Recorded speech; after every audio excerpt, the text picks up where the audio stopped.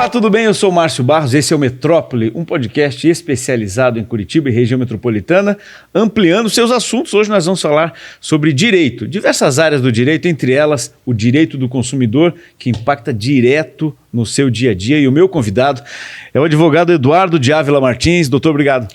Eu que agradeço o convite, Márcio, né? Venho primeiro cumprimentar também o teu público, né? E vim aqui participar para colaborar, a gente poder esclarecer algumas questões que são do dia a dia da população. Fico muito feliz com a oportunidade. Maravilha. Como sempre, a gente precisa saber como... posso chamar de você, né? Pode, sem problema. Maravilha. Como você se apresenta para quem não te conhece? Então, eu sou Eduardo de Ávila Martins, eu sou advogado há 18 anos, né? No ano de 2023, eu recebi um convite para compor o departamento jurídico do Instituto de Pesos e Medidas do Paraná, né? Terminando meu contrato...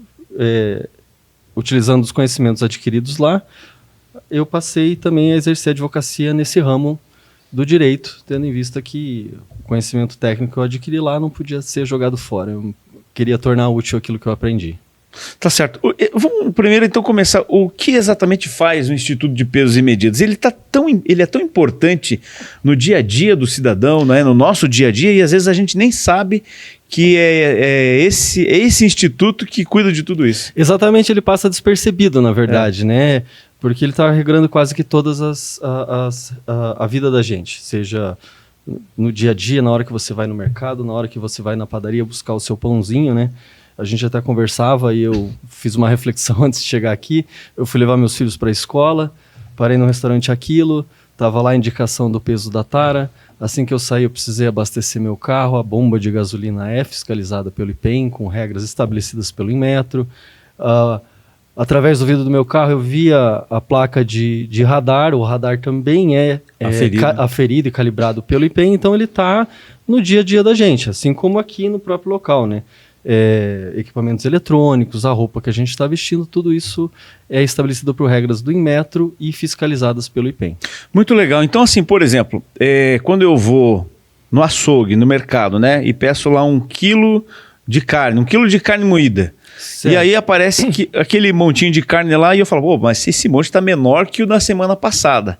Isso pode acontecer. Pode vir a acontecer. Por conta da balança estar desregulada, intencionalmente, ou às vezes por um problema técnico. Ou às vezes não, né? Na maioria das vezes dos casos que a gente observava no IPEM, quando eu fazia avaliação das autuações, esses equipamentos, né, a gente chamava lá dentro de instrumentos, a balança citada por você, ela demanda uma regular manutenção, certo? Ela até é aferida por empresas que são creditadas pelo Inmetro para poder fazer esse trabalho.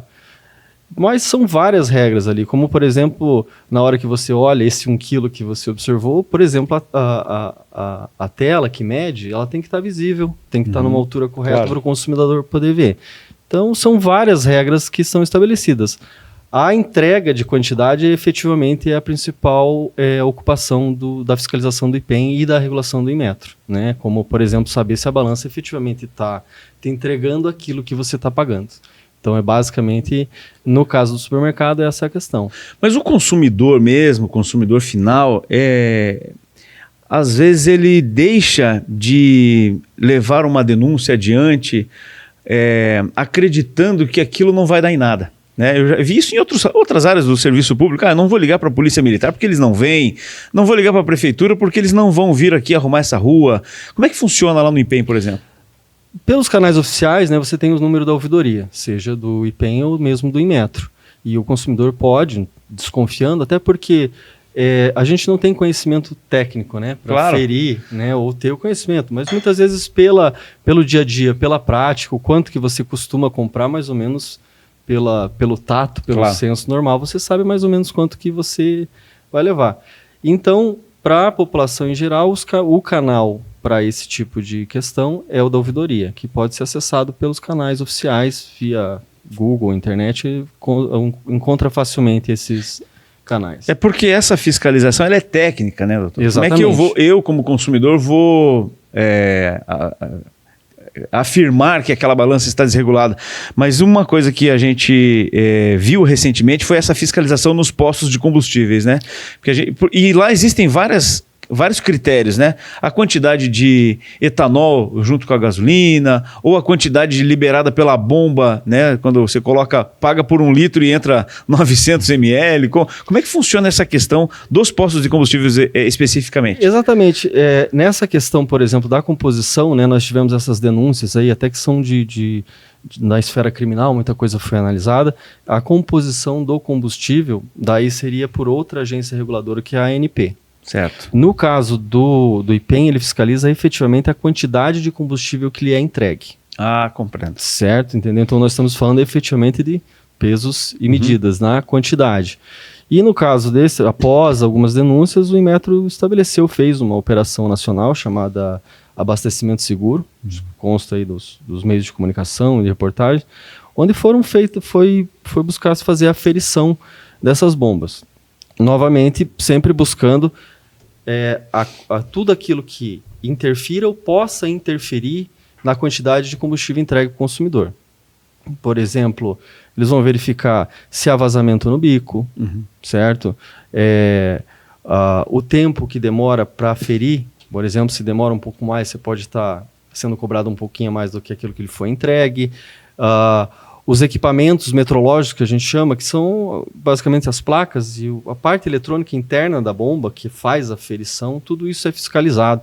Como outras questões, por exemplo, que a integridade da bomba, né, que ela é feita através dos lacres que são colocados nela, né, e então foi feita essa operação efetivamente para verificar se os postos, essa questão da entrega, essas questões que estão nas portarias do Inmetro e fiscalizadas pelas agências metrológicas do país inteiro, né.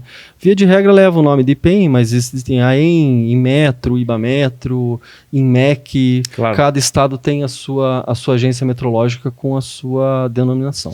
E é comum ter esse tipo não sei se a gente pode dizer infração ou esse tipo de desregulagem dos equipamentos, ou enfim. Sim, então, da mesma forma que a gente vem para esclarecer o consumidor, também não queremos demonizar claro. Aquele que produz, certo? Então, como eu tinha falado no caso das balanças, eu tinha citado anteriormente, no caso das bombas, elas demandam ainda mais essa regular manutenção. Então, pode ocorrer, né? Normalmente, até das infrações que eu encontrei lá, a gente não verificava efetivamente uma intenção de fraude.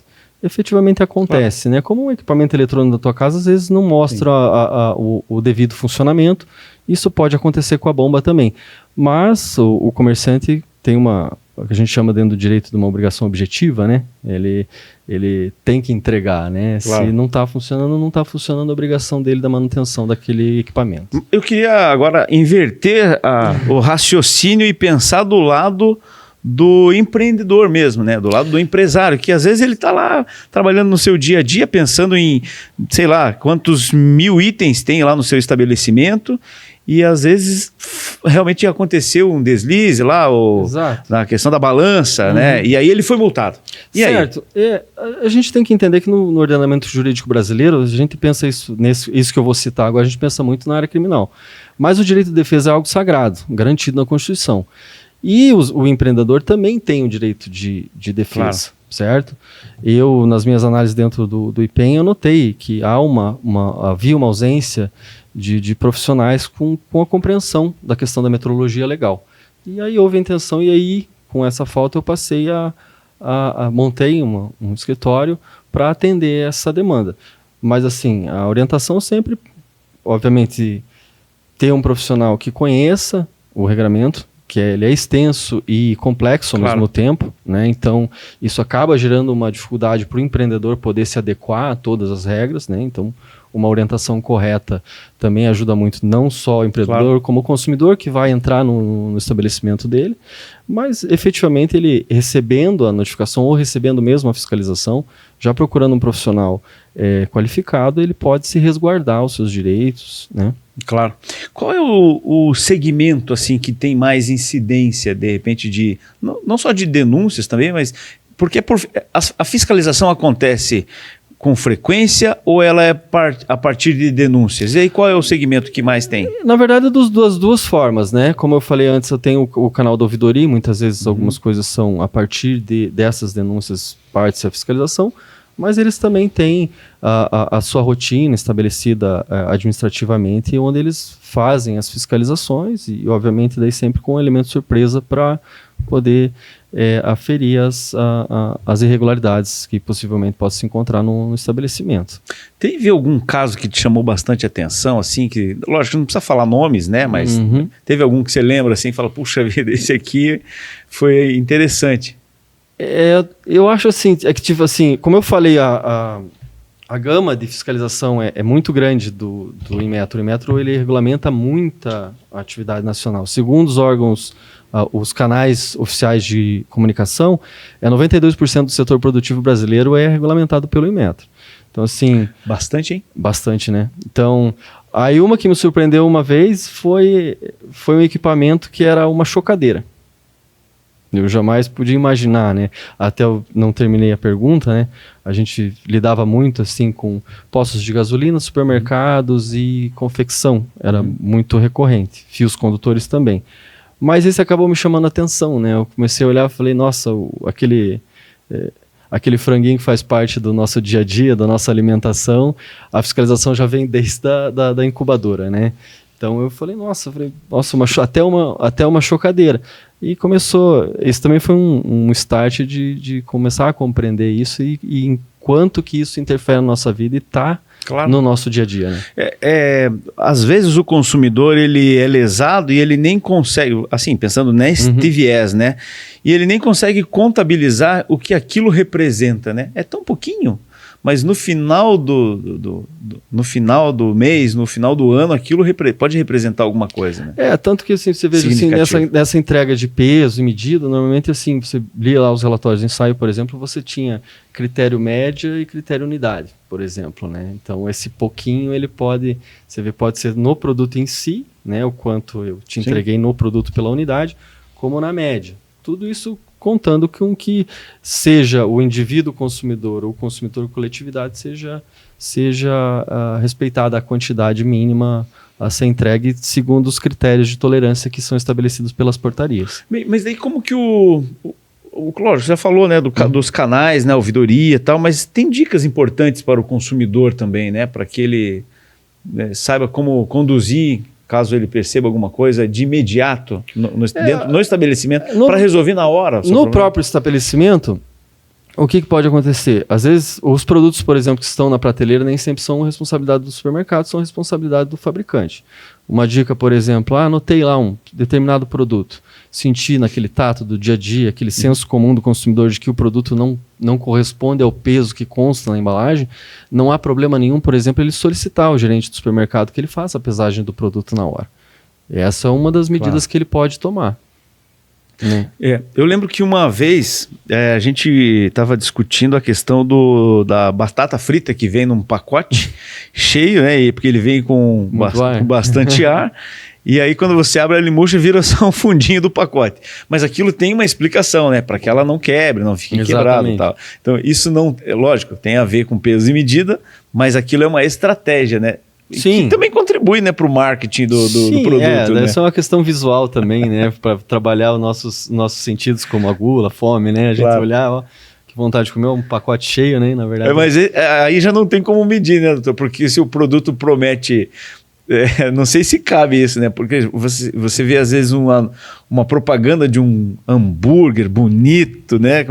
Aí você compra, vem um negócio meio achatado, né? Aí vocês não podem fiscalizar isso, né? Na verdade, até pode, porque você veja bem, por exemplo, no caso do hambúrguer, é produto congelado, né? A quantidade de água e de produto realmente também pode ser fiscalizado e vai ser verificado pelas agências meteorológicas do país. Muito bem. Falando agora exatamente lá da sua ação, do seu escritório, assim... De que forma que a gente pode falar para o empresário, lá para o dono do mercadinho, lá na região sul ou na periferia, né, para ele ter cuidados, por exemplo? É bom ter uma consultoria, ter um escritório que dê essas dicas? Nem que seja na forma consultiva. O que a gente via mesmo da população, do comerciante, a gente via muito a questão da balança, principalmente a gente vê nos bairros aí muito os hortifruti, né? Eu mesmo faço muito uso deles, porque tem vários que os produtos são até melhores do que nos supermercados.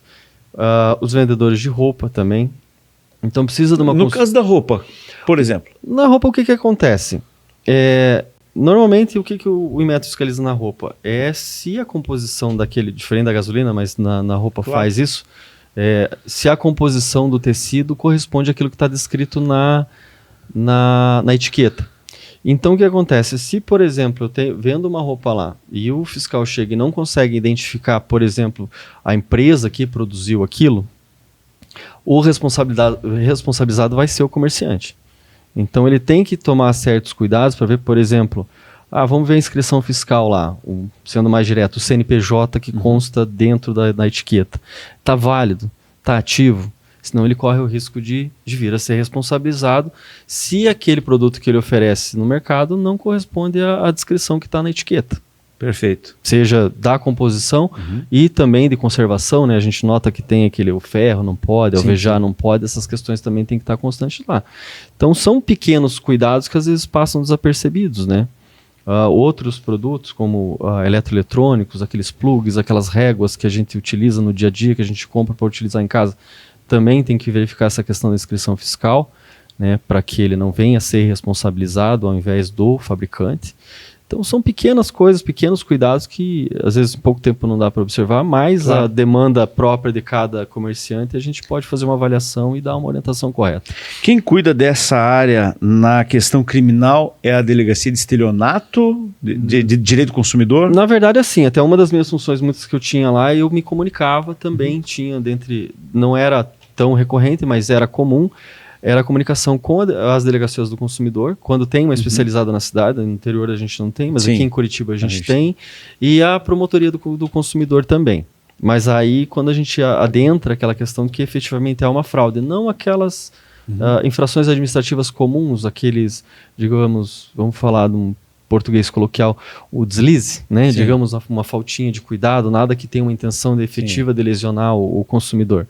Então tem, sim, também. Podem ter alguns casos que efetivamente vai cair na esfera criminal.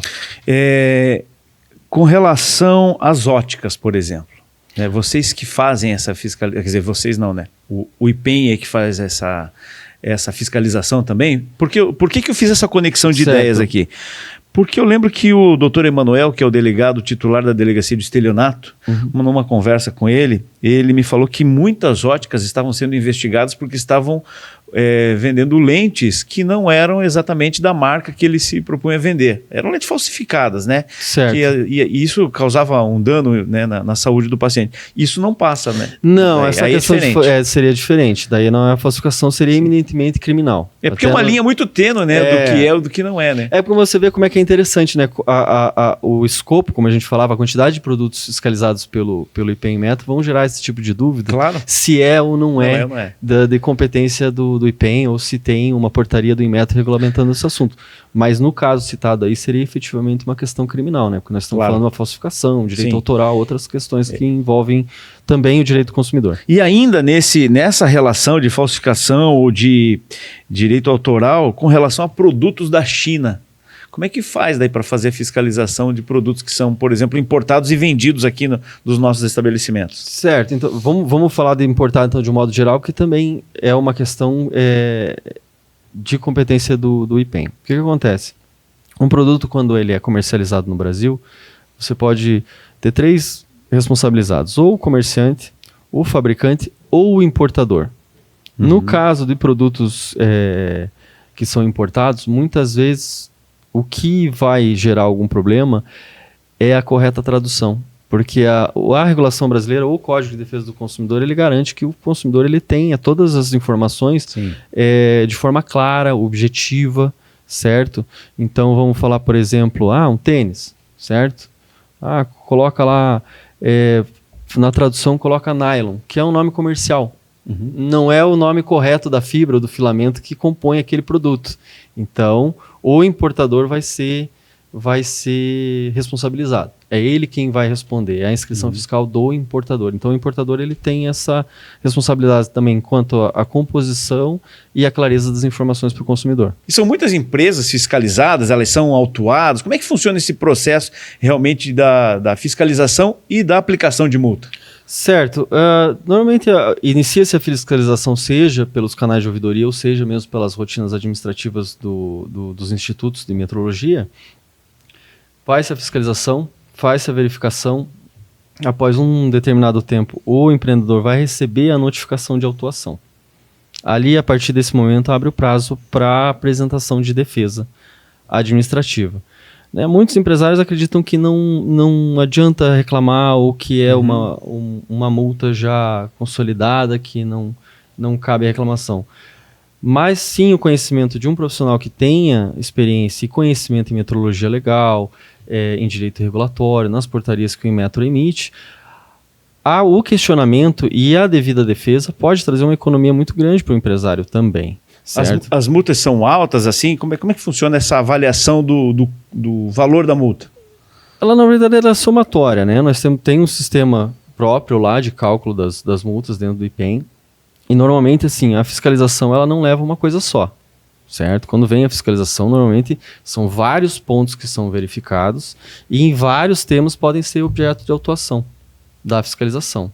E, posteriormente, o fiscalizado vai receber a notificação de autuação para que no prazo de 10 dias apresente a defesa, né? E o correto questionamento, ele pode vir a trazer, não é nada contra o consumidor, mas claro, como a gente já conversava, o direito de defesa é algo sagrado dentro do nosso ordenamento jurídico. Então, por que não questionar se há possibilidade, né?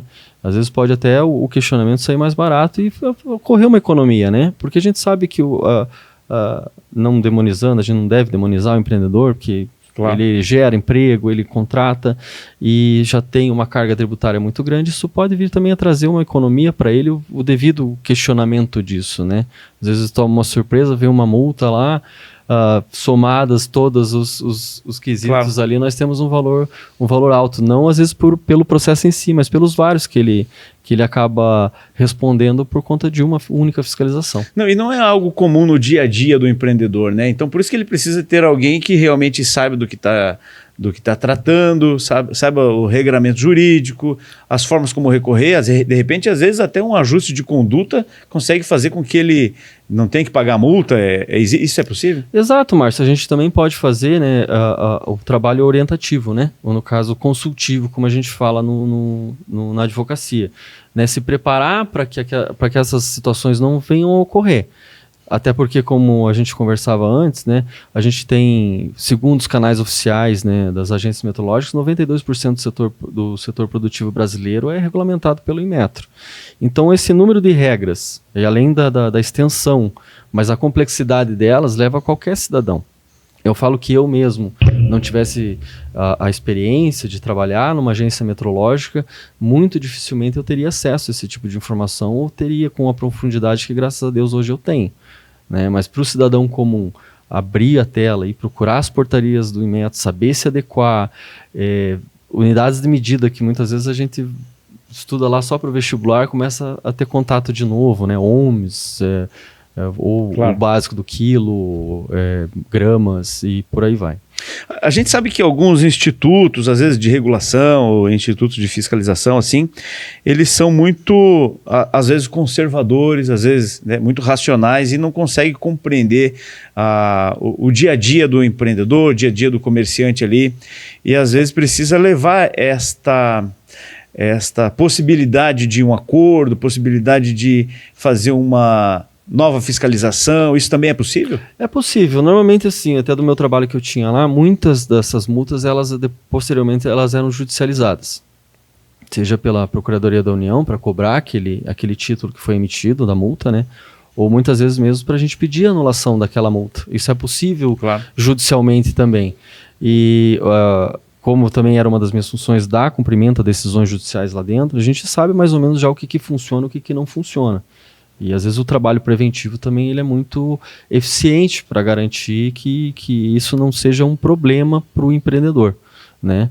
Ele venha cumprir as regras normalmente, mas claro, que também dentro do adequado que ele ou se tiver que pagar, ou não tiver que pagar, ou se tiver que se adequar, um trabalho preventivo é muito importante. Então a gente pode dizer que vocês trabalham com a prevenção e também, no caso, para resolver os problemas caso ele não se preveniu. Exato, a gente previne e a gente remedia também, se necessário. Mas claro, for. A prevenção é sempre melhor, né? Com certeza, porque daí é bom para todas as partes. Se escapar alguma coisa, exatamente, resolve depois. Exatamente, mas a gente previne e remedia, né? Porque efetivamente é um assunto, ainda que, como a gente tenha conversado, ele está presente no nosso dia a dia, mas as regras técnicas, elas não são tão acessíveis assim.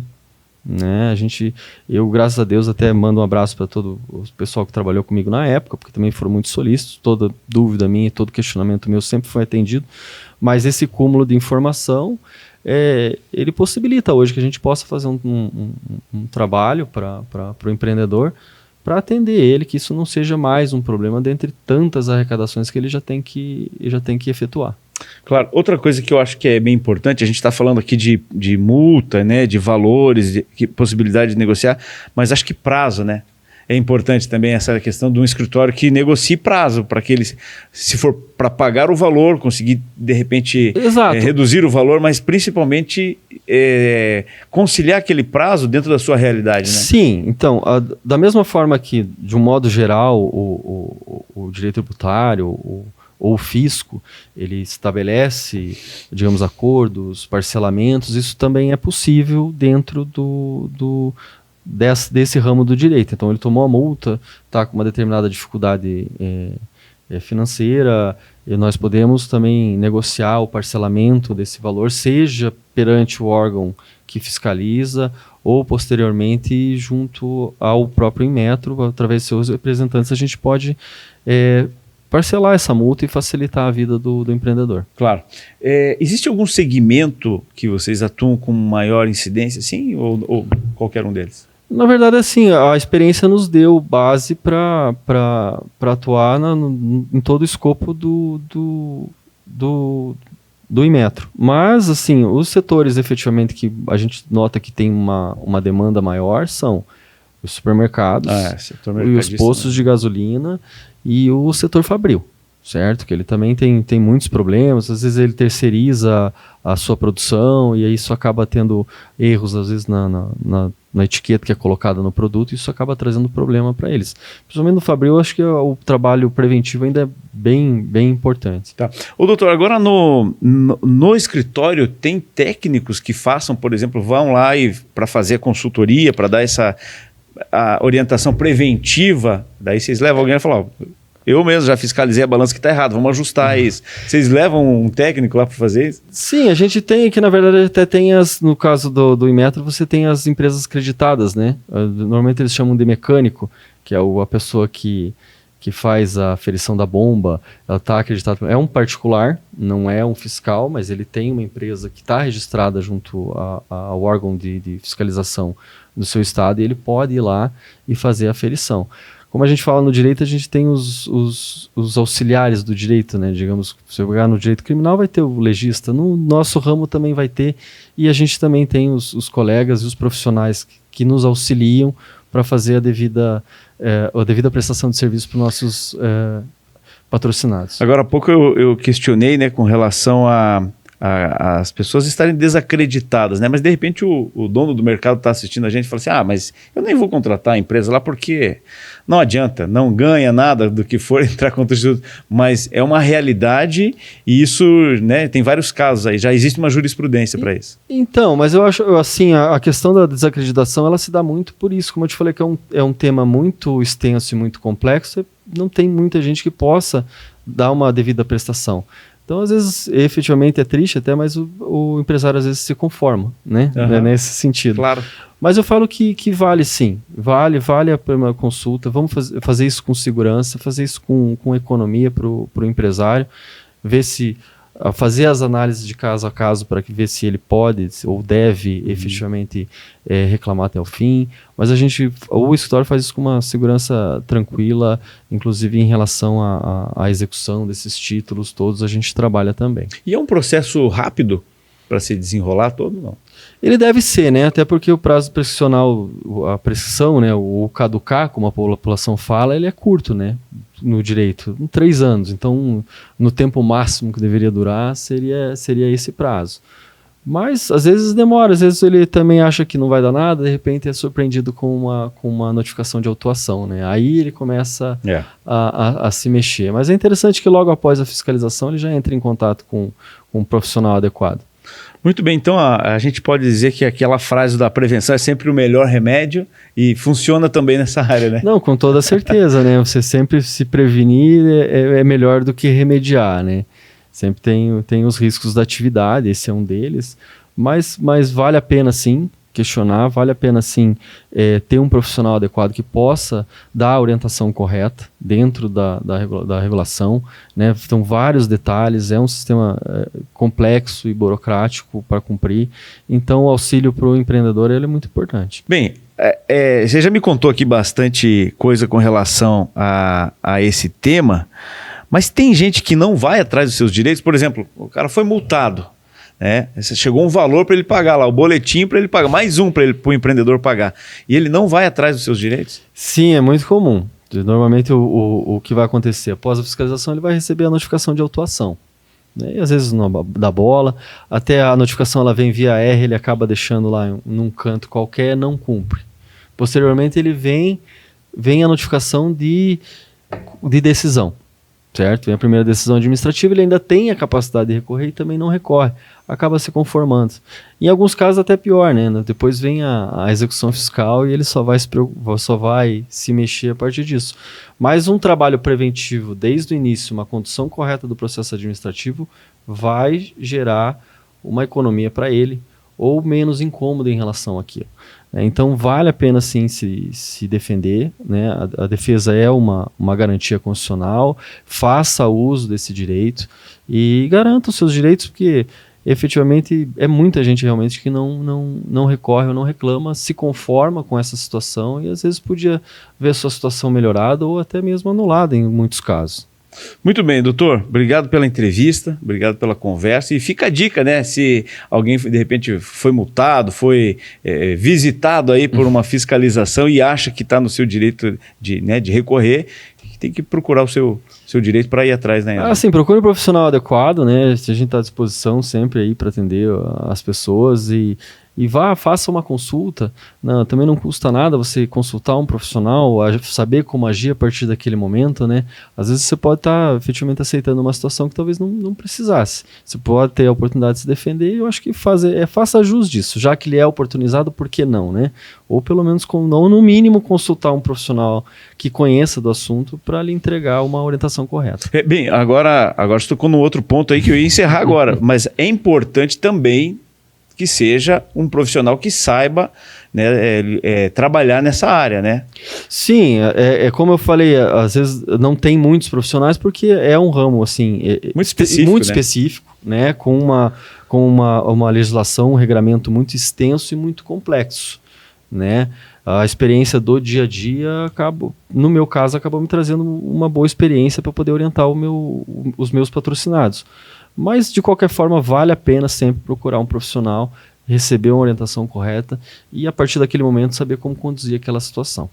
Tá certo, doutor. Obrigado pela entrevista. Eu que agradeço, Márcio, novamente, né? Cumprimento o teu público também. Fico muito grato, né? Deus te abençoe pela porta aberta que você me deu hoje. Tá certo, então. Doutor Eduardo de Ávila Martins, especializado na defesa daqueles empreendimentos que foram, de certa forma, visitados aí pelo Instituto de Pesos e Medidas. E esse foi o Metrópole de hoje. Até a próxima.